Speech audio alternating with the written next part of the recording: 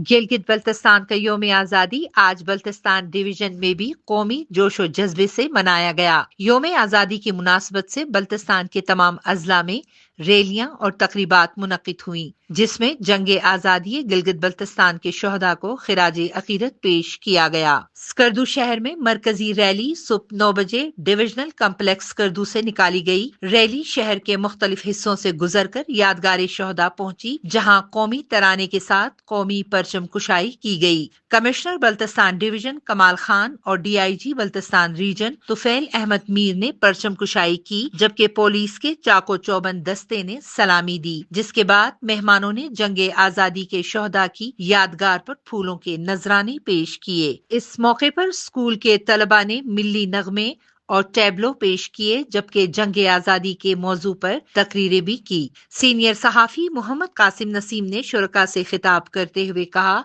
कि 1 नवंबर तलवार पर खून की कामयाबी का दिन है, जब गिलगित स्काउट ने बेसरो सामानी के आलम में मुनज़्ज़म डोगरा फौज को शिकस्त दी।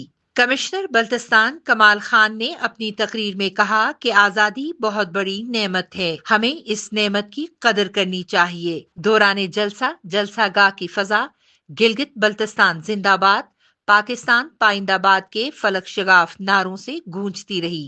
कौसर परवीन, सियाचन टाइम्स, स्कर्दू।